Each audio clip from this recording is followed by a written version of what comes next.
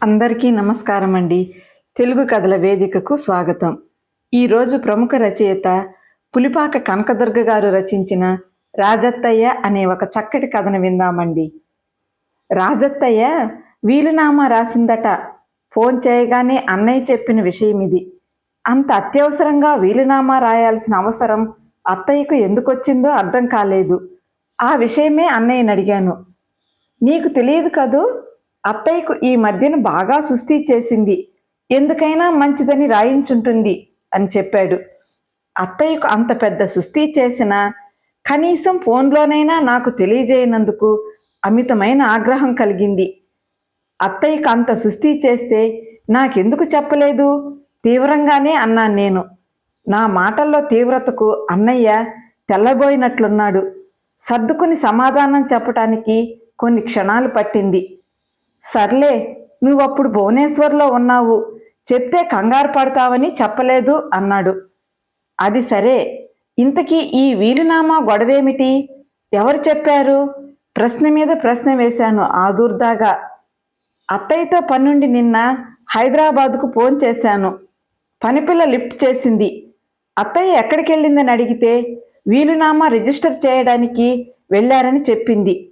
మేమందరము రేపు అక్కడికి చేరుకుంటాము. రాదలుచుకుంటేరా, చెప్పదలుచుకుంది చెప్పి ఫోన్ పెట్టేశాడు అన్నయ్య. అత్తయ్యకు అంత సుస్థి చేసినా ఎవరూ పట్టించుకోలేదు. కానీ వీలునామా విషయానికి వచ్చేసరికి అందరికీ ఆత్రంగానే ఉంది. ఎందుకో అత్తయ్య విషయం గుర్తుకు రాగానే గుండె బరువైంది. మధ్యతరగతి హిపోక్రసీకి, మనిషిని కమ్మేసిన స్వార్థానికి బలైపోయిన అమాయకురాలు అత్తయ్య. ఎవరైనా మీ అమ్మ ఎవరంటే మా అమ్మ పేరు చెప్తాను, కానీ అమ్మంటే ఏమిటంటే మాత్రం అత్తయ్యనే చూపిస్తాను. అవును, అత్తయ్య నాకు అంతటి ప్రేమను పంచిచ్చింది. నాకు జన్మనిచ్చాక అమ్మకు ఆరోగ్యం దెబ్బతినటంతో అత్తయ్యే అమ్మయ్యి నా ఆలనా పాలనా చూసుకుంది. లాలిపాట నుంచి గోరుముద్దల వరకు అత్తయ్యలోనే అమ్మను చూసుకున్నాను. ఇంకా చెప్పాలంటే ప్రేమను పంచటంలో అమ్మను మరిపించింది అత్తయ్య. అలాంటి అత్తయ్యకు అంతగా సుస్థి చేసిన తరుణంలో నేను పక్కన లేకపోవటం ఎంతగానో బాధిస్తోంది. ఎంత మనసుని కుదుటపరుచుకున్నా నన్ను నేను క్షమించుకోలేకపోతున్నాను. నా ద్వారా విషయం తెలుసుకున్న శోభ, బాధపడకండి, విషయం తెలియకపోవటం వల్లే కదా మీరు ఆవిడకు సుస్థి చేసిన తరుణంలో పక్కన ఉండలేకపోయింది ఓదార్పుగా అంది. ఎందుకు శోభ మనల్ని మనం మభ్యపెట్టుకోవటం? ప్రపంచంలో ఏ మూల ఏం జరిగినా క్షణాల్లో అందరికీ తెలిసిపోయేంతగా అభివృద్ధి చెందిన సమాచార వ్యవస్థ మనకుంది. లేని వల్ల అయిన వారిని కష్టకాలంలో ఆదుకోవాలనుకునే మనసు, తీరిక మాత్రమే. అంతెందుకు, ఇప్పుడు వీలునామా విషయమే తీసుకో. ఎంత త్వరగా అందరికీ, ఆఖరికి మనకు కూడా తెలిసిపోయిందో.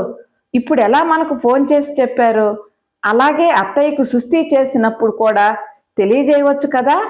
అయినా ఎవరిని తప్పుపట్టి ఏమి లాభం? అత్తయ్యకు అప్పుడప్పుడు ఫోన్ చేసైనా యోగక్షేమాలు విచారించే తీరిక కూడా నాకు లేకపోయింది. భారంగా అన్నాను. నా మాటల్లో వాస్తవాలకు శోభ కూడా సమాధానం చెప్పలేక మౌనం దాల్చింది. ఉద్యోగరీత్యా 5 ఏళ్ళు భువనేశ్వర్లో ఉండి ఇదిగో విజయవాడకు వచ్చి నెల రోజులైంది. ఏడాది క్రిందటి పిల్లల సెలవులను పురస్కరించుకుని ఆంధ్రాకి వచ్చినప్పుడే అత్తయ్యను చూడటం. అత్తయ్య, నెల రోజులు సెలవులు ఉన్నాయిగా, మాతో పాటే వచ్చేయి, సరదాగా అందరం కలిసి ఉండవచ్చు అన్నాను. ఇప్పుడు కాదురా కృష్ణ, మరోసారి వస్తాను.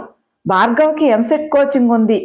ఈ సమయంలో వాడిని ఇక్కడ వదిలేసి ఎలా రాగలను చెప్పు? సున్నితంగా తిరస్కరిస్తూ అంది అత్తయ్య. భార్గవ్ అన్నయ్య కొడుకు. ఆ సమయంలో ఎంసెట్ కోచింగ్ నిమిత్తం అత్తయ్య దగ్గరే ఉన్నాడు. అసలు భార్గవ్ ఒక్కడేమిటి, తామందరూ అత్తయ్య దగ్గరే కదా చదువుకుంది. తమ కుటుంబాల్లో ఎవరో ఒకరు నిత్యం అత్తయ్య ఇంట ఉండి చదువుకోవటం అచ్చొచ్చిన ఆనవాయితీ అయ్యింది. అత్తయ్యది ఎంత మంచి మనసో, తనకెంత సహనమో. ఎన్నడూ కాదనకుండా, విసుక్కోకుండా ఓపికగా తమ అవసరాలు మంచి చెడ్డలు చూసుకునేది. అత్తయ్య చేతి చలవ వల్ల కాదు, తమ కుటుంబాల్లో అందరూ ఏదో ఓ రకంగా మంచి ఉద్యోగాల్లో స్థిరపడింది. తనకు విజయవాడ ట్రాన్స్ఫర్ అయిందని తెలియగానే ముందుగా అత్తయ్యే గుర్తుకొచ్చింది. మంచి ఇల్లు దొరకగానే అత్తయ్యని ఇక్కడికి తీసుకొచ్చి కనీసం నెల రోజులైనా తన దగ్గరే ఉంచేసుకుని సేవలు చేసి తరించాలనుకున్నాడు. మంచి ఇల్లు అమిరింది. ఇక అత్తయ్యని తీసుకురావడమే తరువాయి అనుకున్నాడు. ఇంతలోనే ఈ సుస్థి వార్త, వీలునామా వార్త వినవలసి వచ్చింది. ఆలోచనలను చెదరగొడుతూ చిన్న వదిన నుంచి ఫోన్. ఏమయ్యా కృష్ణ, ఆవిడికి సుస్థి చేసినప్పుడు అత్యవసరమైన పనుల మీద ఎవరమూ వెళ్ళలేకపోయాం. ఇప్పుడు కూడా వెళ్ళకపోతే బాగుండదు. అందరం ఉంటే వీలునామాలో కావాలంటే ఏమైనా మార్పులు చేర్పులు చేయించవచ్చు. సుస్థి చేసినప్పుడు కూడా అత్తయ్య దగ్గర ఎవరూ లేరన్న విషయం మనసుని కలిచివేసింది. ఇక ఒక్క క్షణం కూడా నిలవలేకపోయాను. వెంటనే శోభకు చెప్పాను, నా బట్టలన్నీ సూట్ కేసులో సర్దు, హైదరాబాద్ వెళ్తాను. నా ఆరాటాన్ని అర్థం చేసుకుందేమో మారు మాట్లాడకుండా సూట్ కేసు సర్దింది శోభ. బస్సులో కూర్చున్నాక కాస్త కుదుట పడింది మనసు. పొలిమేరలు దాటగానే లైట్స్ ఆఫ్ చేశాడు డ్రైవర్. విండో సీట్ కావడంతో చల్లగాలి మెత్తగా మేనుని సృశిస్తోంది. కళ్ళు మూసుకుని వెనక్కి చేరగలబడ్డాను. ఎందుకనో కంటి మీద కునుకు వాలనని మొరాయించింది. తెలియకుండానే మనసు గతమనే పుస్తకపు పొటల్ని తిరగవేయనారంభించింది. రాజత్తయ్య నాకు స్వయాన మేనత్త, 4 అన్నల ముద్దుల చెల్లెలు. తాతగారి సంతానంలో నాన్న 4వ వాడు, అత్తయ్య ఆఖరిది. మా తాతగారు ఊరికి మోతుబరి, అంతా చిన్న జమీందారు అనేవారట. 4 మగపిల్లల తర్వాత ఆడపిల్లని అపురూపంగా పెంచుకున్నారట. చిన్నతనంలో అత్తయ్య ఎన్నడూ కట్టిన దుస్తులు తిరిగి ధరించేది కాదట. పైపెచ్చు అన్నీ ఖరీదైనవే వేసుకునేదట. ఖరీదైన ఆభరణాలతో రాజకుమార్తెలాగే పెరిగిందట అత్తయ్య. బయట కాలు పెడితే కందిపోతుందేమోనని తాతయ్య ఇంట్లోనే అత్తయ్యకు చదువు చెప్పించారట. అత్తయ్య ప్రైవేటుగా పరీక్షలు కట్టి PUC పాస్ అయింది. అత్తయ్య అద్భుతంగా వీణ వాయిస్తుంది. వీణ వాయిస్తుంటే సాక్షాత్తు రాజరాజేశ్వరిలాగానే ఉంటుందని మురిసిపోయేవారట తాతగారు. రాజత్తయ్య పెళ్లి కూడా 5 రోజులు వైభవోపేతంగా జరిగిందట. అప్పట్లో అత్తయ్యకు ఎన్నో మంచి సంబంధాలు వచ్చాయట. వాటన్నింటినీ కాదనుకుని ఆఖరికి భాస్కర్ మామయ్యతో అత్తయ్య వివాహం జరిపించారట తాతయ్య. ఇక నాకు తెలిసి అత్తయ్య అద్భుతమైన అందగత్తె. చిన్న అంచున్న నేత చీరల్లో, మెడలో 2 వరుసల బంగారపు గొలుసుతో, చేతులకు 2 లావుపాటి బంగారపు గాజులతో, పాలమీగడ లాంటి మేనిఛాయితో, పెద్ద కళ్ళతో, సన్నగా పొడవుగా అందంగా ఉండేది. రాజత్తయ్యను చూస్తుంటే అలనాటి కాంచనమాలలాగానే అనిపించేది నాకు.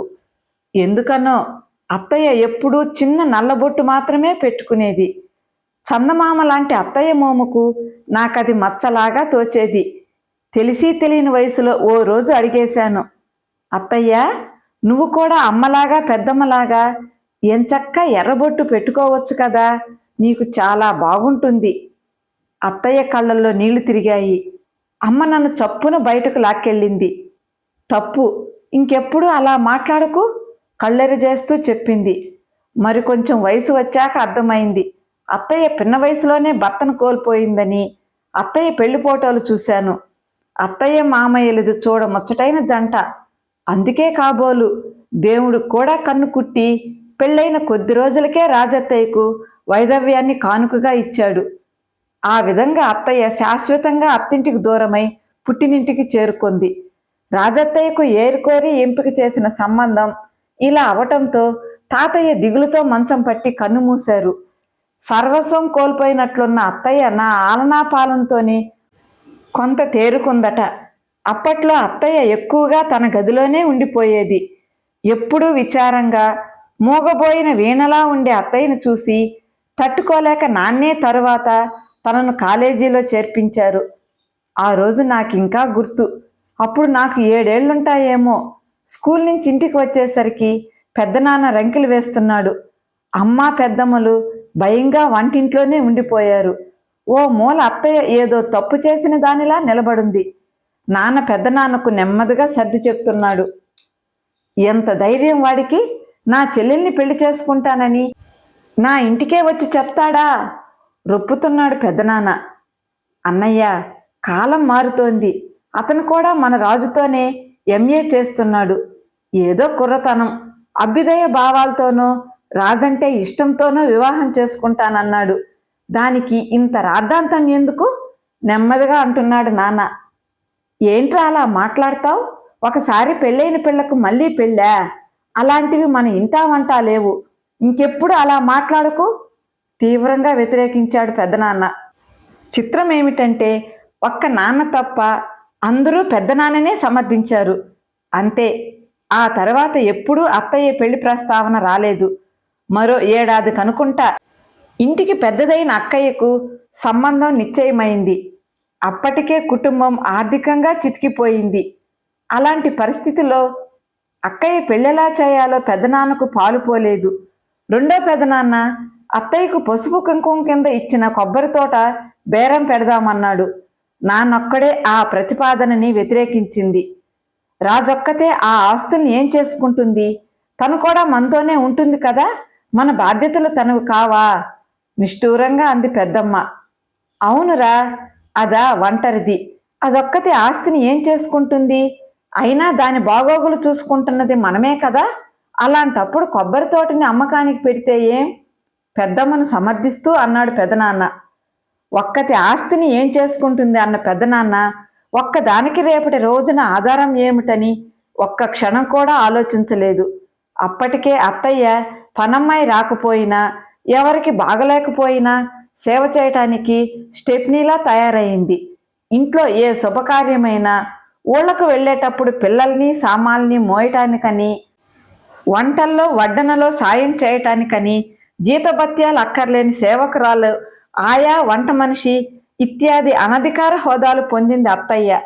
అదేమైనా అంటే ఒక్కదానికి ఏ బరువు బాధ్యతలు లేవు కదా, కాస్త సాయం చేస్తే అరిగిపోతుందా అంటూ పెద్దమ్మల నిష్ఠూరాలు. అందరికీ అత్తయ్య కావాలి, ఎవరికీ అత్తయ్యకు ఏం కావాలన్నది అక్కర్లేదు. అలా కనీసం ఆలోచించుకునే స్వతంత్రం కూడా లేని యంత్రంలా మారిపోయింది రాజత్తయ్య. అలా క్రమంగా పెదనాన్న కూతురి పెళ్లికి అత్తయ్య కొబ్బరి తోట, రెండో పెదనాన్న కొడుకు పెళ్లికి అత్తయ్య పేరున ఉన్న ఇల్లు, కుటుంబ పోషణకు అవసరాలకు అత్తయ్య నగలు హరించుకుపోయాయి. అత్తయ్యకు మారుమను వద్దన్న పెదనాన్న దూరాలోచన కాదు, దురాలోచన తరువాత అర్థమైంది. విచిత్రంగా అత్తయ్య మారుమనువుకు ఆటంకాలైన సాంప్రదాయం, కుటుంబ గౌరవం లాంటి పదాల వినియోగం తరువాత ఎన్నడూ మా ఇంట జరగలేదు. పెద్దనాన్న ఎంతో విశాల హృదయంతో తన ఆఖరు కూతురికి ప్రేమ వివాహం జరిపించాడు. మేమంతా కూడా మా ఇచ్చ ప్రకారమే నాగరికతకు అనుగుణంగానే పెరిగాం. అత్తయ్యకు జరుగుతున్న అన్యాయం ఎవరికీ అన్యాయంగా కనిపించేది కాదు.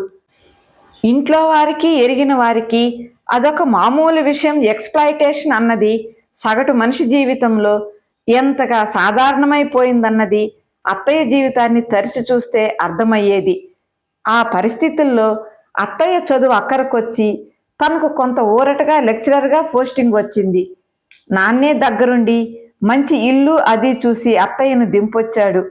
మరుసటి సంవత్సరం కాలేజీ చదువు నిమిత్తం నేను కూడా అత్తయ్య దగ్గరకు వెళ్ళిపోయాను.